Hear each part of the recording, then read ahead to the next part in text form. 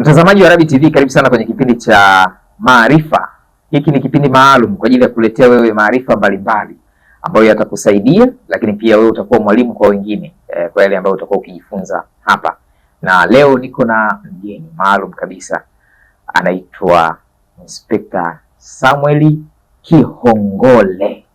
Yeye atatupitisha hatua kwa hatua tunapozungumza kuhusu masuala ya kikatili, ukatili wa kijinsia ni nini hasa. Lakini jeshi la polisi, kuna dawati, tunafahamu dawati la jinsia linafanyaje kazi, utaratibu wa kuripoti ukoje?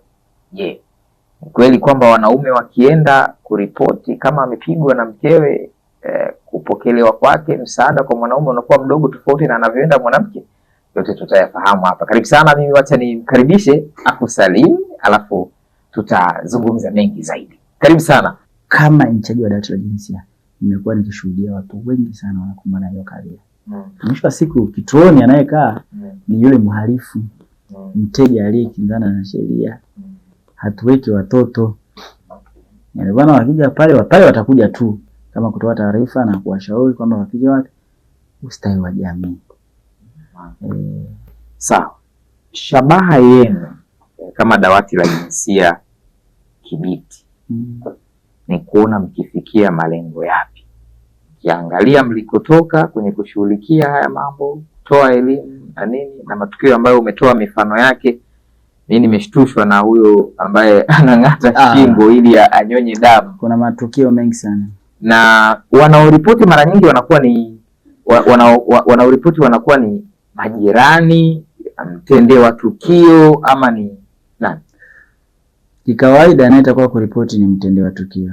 Sasa inategemeana na aina ya tukio lililomkuta. Sawa, kwa hali ya Kibiti wengi wanaotoa ripoti ni watendewa, wanaoona ama watendewa wenyewe. Watendewa. Kwamba wanaona sasa hapa ilipofikia hapana. Ngoja tu kwa asilimia kubwa. Lakini kwa asilimia ndogo ni wale wanaoona. Yes. Turudi hapo kwenye shabaha yenu. Malengo yenu, mnataka kufikia kiwango gani? Mbele wetu ni kuona kwamba tunapunguza kwa asilimia kubwa ya matukio. Hatuwezi tukayamaliza. Kwa sababu kila siku mambo, yani wahalifu wanajifunza mbinu mpya ya kufanya nini? Uhalifu wa hususani huo wa kikatili. Kizingatia ukatili upo wa aina nyingi. Ukatili wa kiuchumi, ukatili wa kisaikolojia, ukatili wa kingono, ukatili wa kimwili, ukatili wa kisiasa na ukatili wa kimtandao. Kwa hiyo inategemeana sasa ukatili kwenye eneo kwenye engo ipi. Sawa. Tumzungumze mtoto kwenye eneo la ndoa. Kwa mujibu wa sheria zetu mtoto ni chini ya umri wa miaka 18. Kumwoa mtoto ni kosa kisheria. Naam. Lakini mjadala imekuwepo ya upinzani pia wa kisheria kuhusiana na nani anastahili kuolewa. Hasa pale sheria inaporuhusu kwa ridhaa ya wazazi, pengine mtoto wa miaka 15 akaolewa. Kibiti mnashughulika nalo vipi? Ishu ya mabinti wadogo hajatimiza miaka 18 ameingia kwenye masuala haya ya ndoa. Okay. Jambo la kwanza, ieleweke tu taasisi ya ndoa nasema ni taasisi ambayo ni ya watu wawili wajinga waliokubaliana kuishi pamoja. Tafsiri sio rasmi. Yes, lakini ina uhalisia. Maana kwa nini wajinga? Ni wajinga kwa sababu kwenye ndoa ili ujue kwamba hii ndoa ipo stable, kuna baadhi ya mambo ya kawaida tu nakuta watu wanafanya, wanacheza solo, wanacheza karata, mume na mke. Ukiona hizo ishara ujue hii ndoa ipo stable, ipo imara. Ukiona mambo ambayo yanatafsiriwa ni ya kijinga kwenye ndoa ujue ndoa iko imara. Na ndoa inajengwa na vitu vidogo vidogo sana, wala sio maneno makubwa. Sawa, turudi hapo kwenye watoto. Kwenye upande wa watoto tumekuwa tukishughulika kuzuia haya matukio. Tunapopata taarifa kwamba kuna ndoa imepangwa sehemu fulani kufanyika tarehe fulani, sisi tumekuwa tukifika hilo eneo na kuweza kuzuia, na wakati mwingine kuwachukua na kuleta kituoni na kuwahoji kwa kina. kwamba imekuwaje? Yameshatokea mengi. Kuna ndoa ilipangwa lakini wahusika nafikiri mmoja alikuwa ni wa Kibiti, mmoja alikuwa ni wa Tanga. Tulikamata. Tukawaita kituoni. Ndoa ndo yani kwenye ndoa kabisa. Tulilizuia hilo. Na binti alikuwa na umri gani? Alikuwa chini ya miaka 18. Alikuwa ni kidato cha pili kama sikosei. Kumbuka. Kwa watu wema wakawapa taarifa, jamani kuna ndoa pale lakini haijakaa sawa. Haijakaa sawa. Kwa hiyo utendaji wenu kazi kwenye kuzuia masuala haya ya ndoa ni huwa wanatokea watu wanaokuja kuwaletea taarifa. Okay.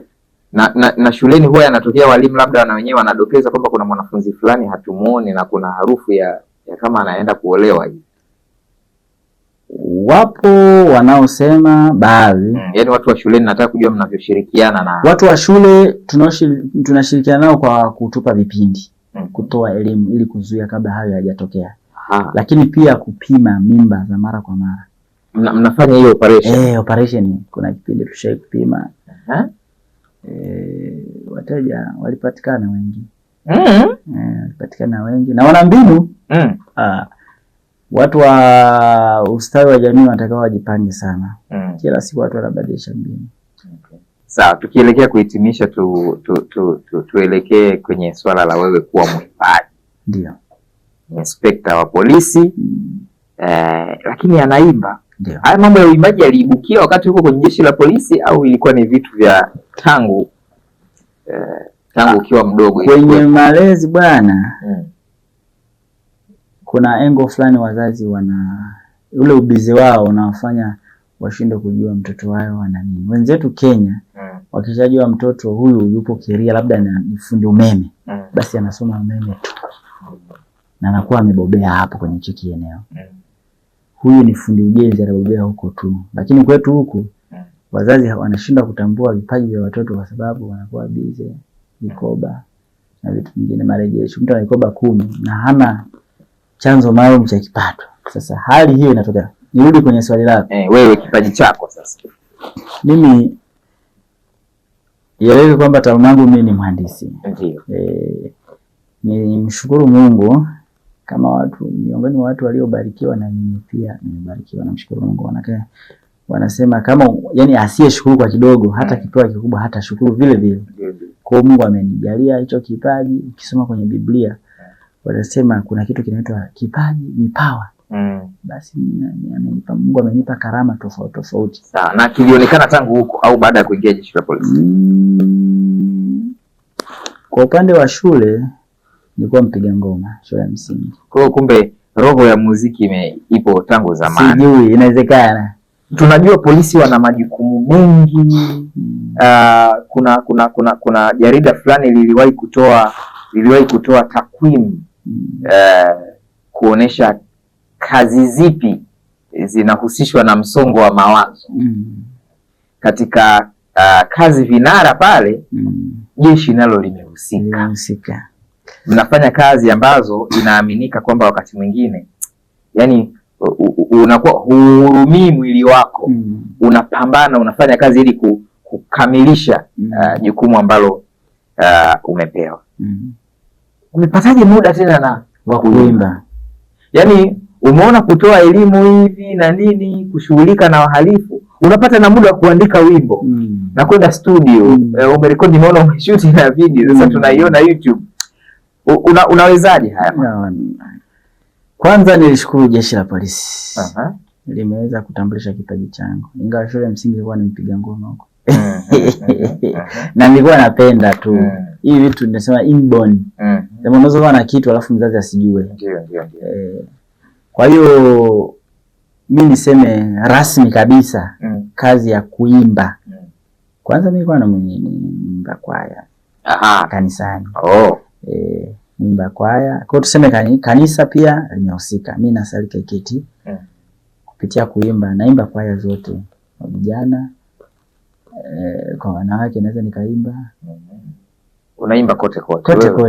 Naimba sauti ya 3. Nani alikwambia uimbe huku kwingine? Au wewe mwenyewe ulikaa ukasema hivi kama sauti ninayo kanisani naimba, sasa unaweza nikapiga wimbo?